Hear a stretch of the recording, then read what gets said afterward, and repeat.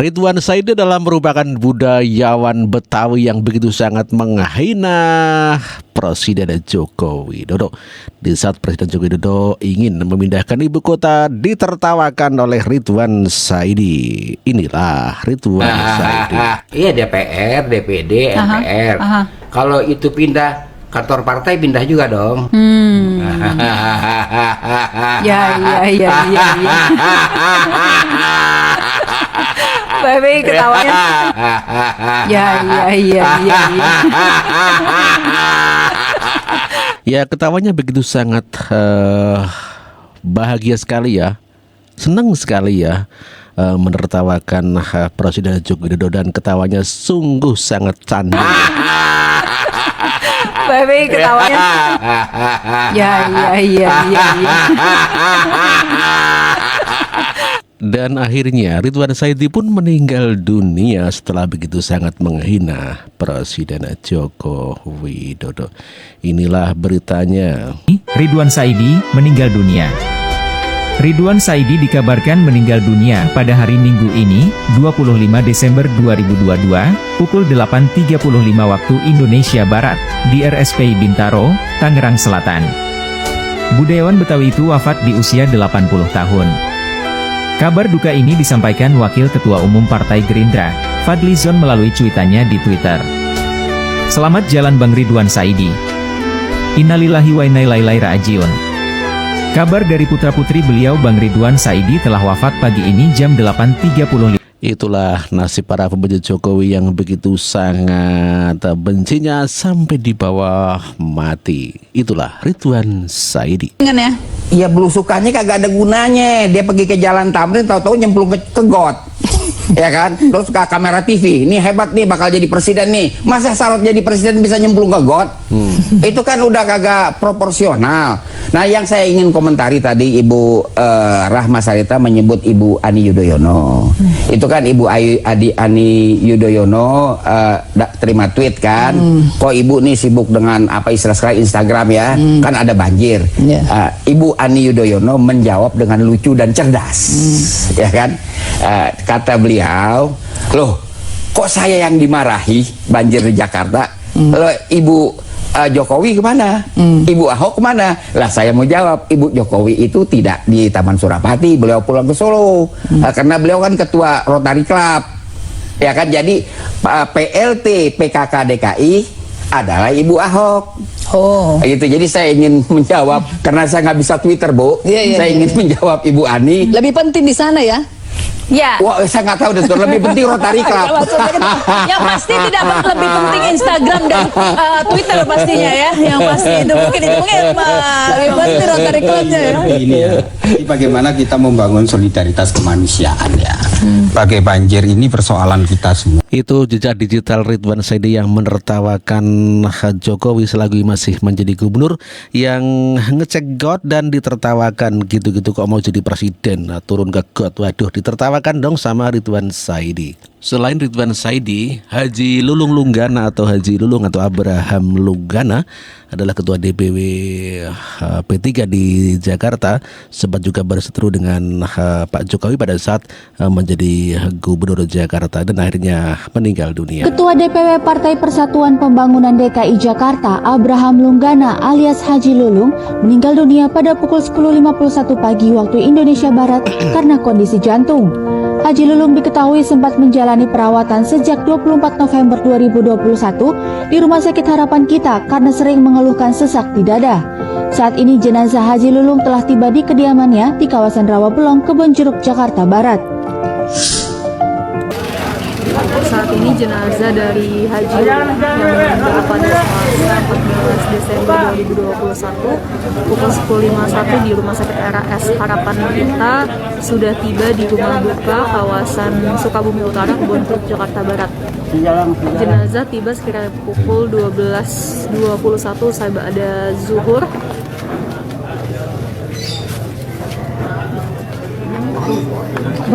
Iya, pinggiran mah. Baru kan tutup semua. Masih jauh. Kayaknya lo minggir dulu. Itulah berita mengenai meninggalnya Haji Lulung Lunggana. Setelah Lulung Lunggana, Deretan kemudian adalah Leo Sungkarisma yang meninggal dunia.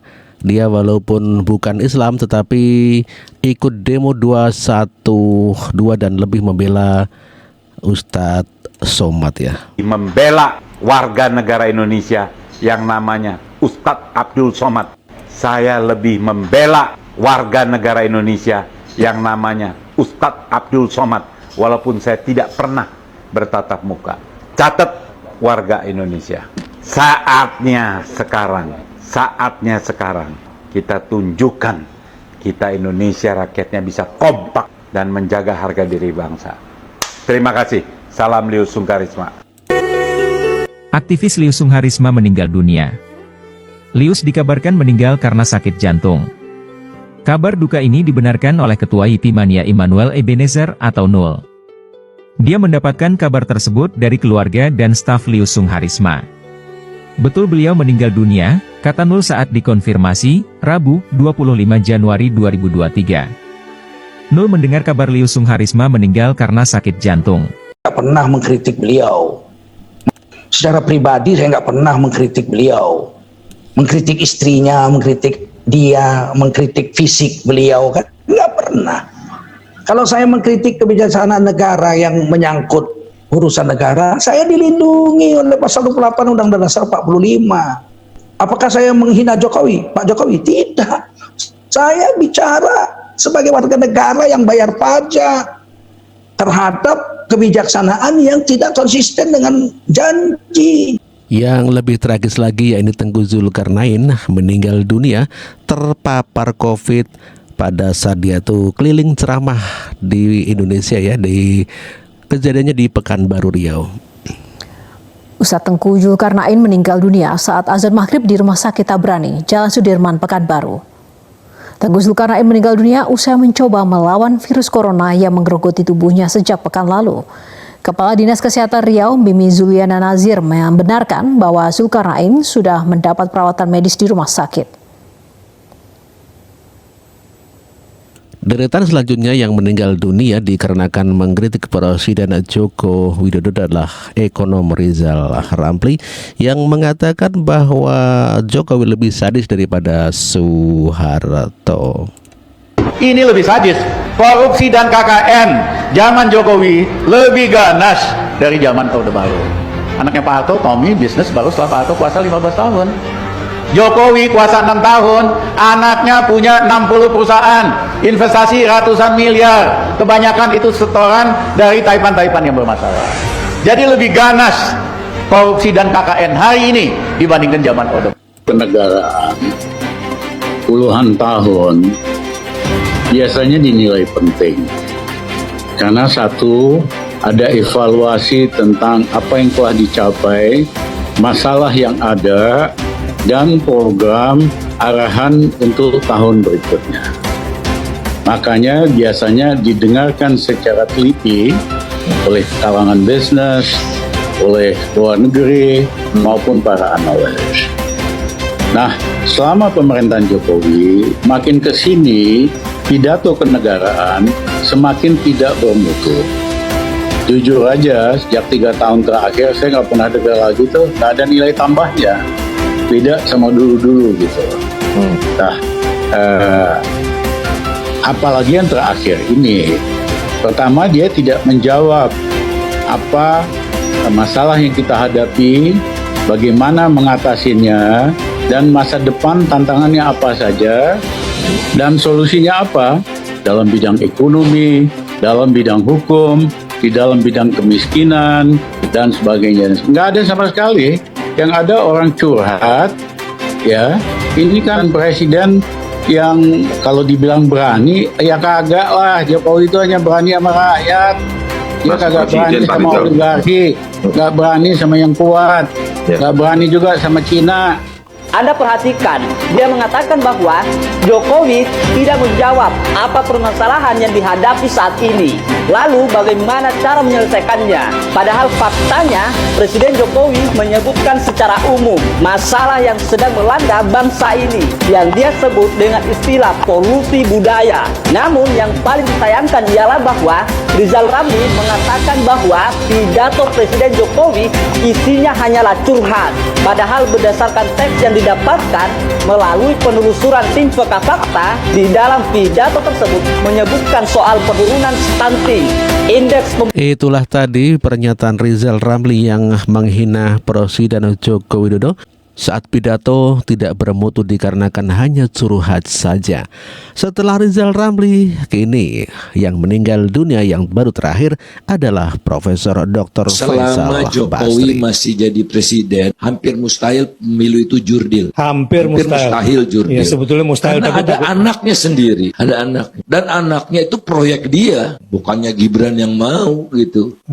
Ya kalau mau ya bapaknya, kalau bapaknya waras itu, bapaknya anak, kamu masih kecil gitu kan, kamu belum pengalaman, kamu bereskan dulu di Solo 5 tahun, kan bukan baru 2 tahun. Itu persis apa yang dia katakan seperti itu dulu, waktu masih agak waras gitu. Jadi ini proyek dia gitu. Nah oleh karena itulah maka nggak bener nih cara-cara begini. Oleh karena itulah kita yakin bener kalau dia masuknya udah masuk nggak bener gitu. Tapi dia ini karena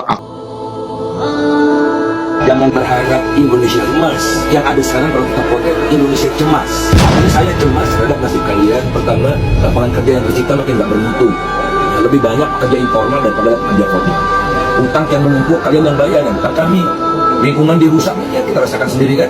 Lingkungan dirusak, jelas sudah pemerintah mengakui bahwa penyebab utamanya adalah pembangkit listrik tenaga batubara. Jelas. Usia Anda makin pendek, ini pengaruhnya racun semua ini. Usia Anda makin pendek dan umur rata-rata orang Indonesia, namanya life expectancy at birth, jadi angka anak hidup waktu lahir itu kita tinggal 67 tahun. Terus kekayaan alam udah digaruk semua sama generasi sekarang. Kalian diem aja, nasib kalian akan selesai. Maka bersuaralah kalian, menyampaikan pandangan subjektif Anda tentang masa depan. Nah, karena itu tidak sepantasnya lagi saya yang bicara, kalian yang bicara. Kalau sampai mau insya Allah menderita banyak. Yang menderita banyak kalian yang hidup di Indonesia masih 40-50 tahun lalu. Terus kita pikirkan bersuaralah atas keamakan generasi sekarang, keugal-ugalan generasi sekarang yang membuat Anda lebih menderita.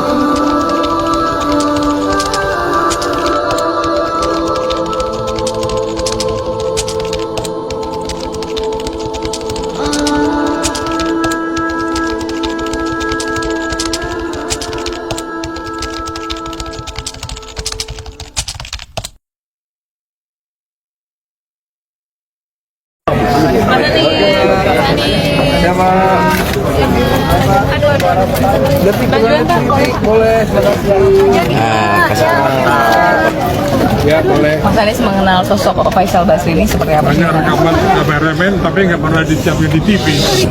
Innalillahi wa inna ilaihi raji'un. Kita semua berduka atas berpulangnya seorang pejuang almarhum Faisal Basri. TV mana ini Pak? Kita mengenal Faisal Basri sebagai seorang yang memiliki keberpihakan yang jelas, filosofi pembelaan atas yang benar, pembelaan atas yang lemah, pembelaan atas yang tersingkirkan. Itu beliau ungkapkan menggunakan ilmu, menggunakan data, dan menggunakan artikulasi yang baik. Karena itulah perjalanan hidupnya adalah perjalanan pengabdian. Bukan hanya beliau menjadi analis yang netral, tapi analis yang memiliki sikap, analis yang memiliki pandangan, dan itulah yang membuat Bang Faisal Basri menjadi berbeda. Karena itu kita sebagai bangsa merasa bersyukur bahwa pernah ada anak bangsa yang tampil menjadi ekonom pejuang, seseorang yang menjadi inspirasi. Kita semua kehilangan. Kami yakin almarhum kembali dalam keadaan husnul khotimah, dan ilmunya akan terus berganda memberikan manfaat bagi semua. Hari-hari terakhir perjalanan beliau adalah hari-hari terakhir perjalanan perjuangan. pergi ke Sumatera Utara untuk membela rakyat kecil untuk persoalan tanah, yang itu semua mencerminkan bagaimana sikap perjuangan beliau selama ini.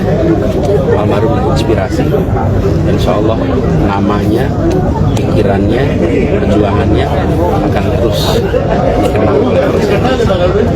Pak Anies terakhir diskusi sama Pak Faisal Basri itu kapan?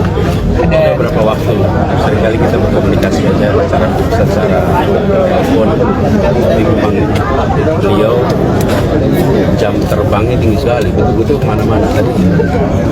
Setiap hari cerita di Rabu rencana berangkat ke Surabaya dalam kondisi seperti waktu itu kurang sehat, tetap aja memikir berangkat. Ya, cukup ya. Terima kasih Mas Anies. Sehat-sehat Mas Anies.